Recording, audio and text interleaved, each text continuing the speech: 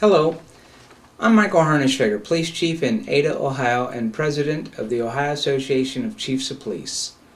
This quarterly report represents my third address to our members since taking office on October 1st, 2010.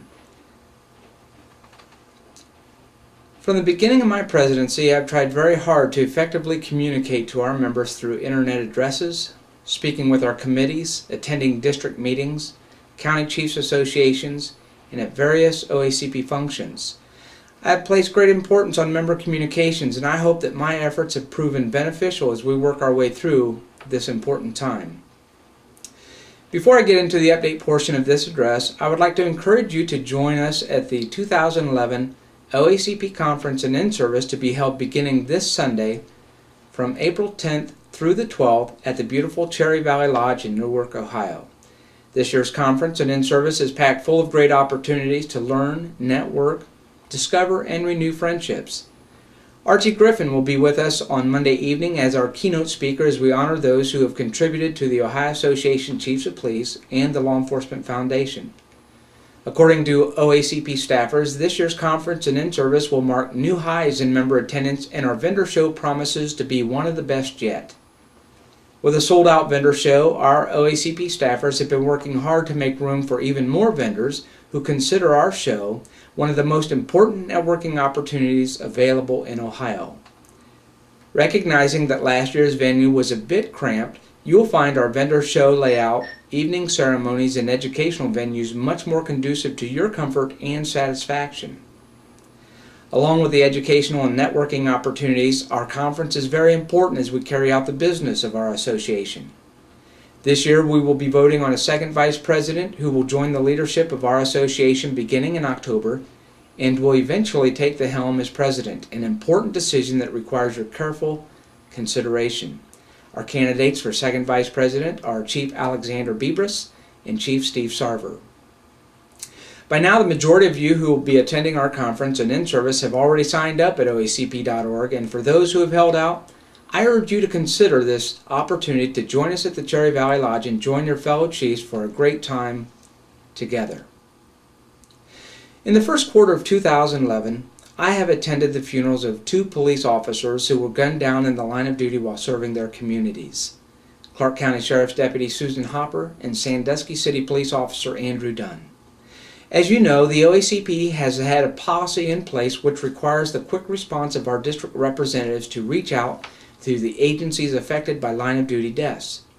As part of our response, and in 1 week at our OACP conference, we will have a moment of silence to honor those who have given the ultimate sacrifice, and more importantly, each year, as part of our dues process, we will ask you to contribute to our line-of-duty death contributions. This year, we are also raising funds for our line-of-duty death response by auctioning a football autographed by Coach Jim Tressel and two-time Heisman Trophy winner Archie Griffin. We hope that you will consider this important fundraiser for the children of our heroes.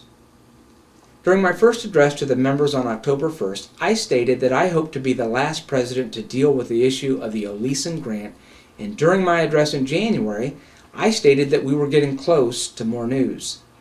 After a conference call in February to update us on the process of the report with personnel from the Federal Inspector General's Office, the EMA, and other key participants, we still find ourselves waiting for the final report and recommendations.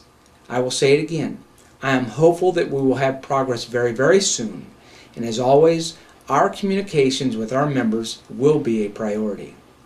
Several weeks ago, I had the distinct pleasure of presenting OACP to a group of approximately 25 new police chiefs from all around the state, gathered for a 2-day new chiefs training in Columbus, Ohio.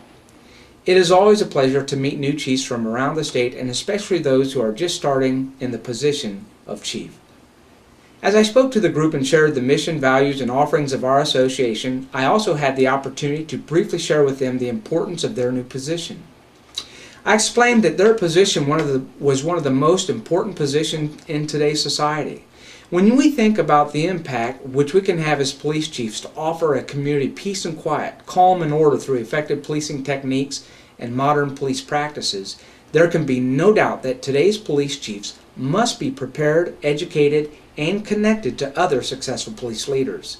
I think that the OACP offers new chiefs and tenured chiefs alike the tools to effectively serve Ohio's communities. In early 2010, the Ohio Association of Chiefs of Police updated our strategic plan, and one of our goals was to evaluate the need to mandate training for Ohio's police chiefs. As a matter of many meetings with all of our committees and our executive board, the process, design, and direction of mandating police chiefs training is taking shape. Although we are very close to finalizing our legislative proposal, we have not yet put the final touches on our proposal, and we are still receiving great input from our members as to the idea of mandating training. Having shared the idea at most of our district meetings and a number of county chiefs meetings, we know that there is good support and some concern. At this point, it is important to remember that internally the executive board is still vetting the idea and putting together our final recommendations. It has been my pleasure to speak about the idea and gather input, as I am still speaking with our members and important stakeholders weekly and sometimes daily. From my 18 years as a police chief and involvement with chiefs from around the state, I do know this: police chief training is crucial, and our community members deserve a police agency that is led by competent police leaders. Our association should and is leading in this effort. Along with new chiefs training, you recently received information about chief mentoring. The new chiefs mentoring program has been a matter of our strategic plan for some time, and I would like to thank the dedicated work of our OACP staff and committee chiefs who, along with great assistance and modeling by the IACP, have put together an excellent mentoring program. I encourage you to look over the information that you received or refer to the ever-increasing resource of our website, oacp.org. Determine if mentoring is right for you. Equally important to our mentoring program is the need for chiefs to volunteer for mentors for new chiefs. This year has proven to be an extremely busy year for the OACP in many ways. Due to drop, our assessment centers have experienced more business than in many recent years. Because of a new state administration and leadership in the legislature, many pieces of legislation have required our time and input. Several weeks ago, the OACP was asked to offer our opinion on a major piece of legislation, Senate Bill 5. After meeting with our dedicated legislative committee members, we spoke about the importance of getting the pulse of our members as we speak out on behalf of our members. We agreed that there are numbers of issues that we face that are common sense or well-established precedents which our members rely on our committees to formulate responses to and provide direction on. However, we also understand that there are major issues that require your input. Recently, our survey request on the issue of Senate Bill 5 was one such issue which we truly desired to know what our members thought about, and you responded in droves. On behalf of the Legislative Committee and our Executive Board, we thank you for your involvement and responses to these important inquiries. For truly, we must know the minds of our members to fairly represent our members' needs. Again, this is just another goal of ours to serve you better, and communications with our members must be a two-way street. The Ohio Association of Chiefs of Police is very proud of our working relationships with a number of entities in Ohio, and importantly, our association with the Ohio Attorney General and the Ohio Peace Officer Training Commission. This relationship, with whom we share a great and important mission, is the training of our most important asset, our police officers.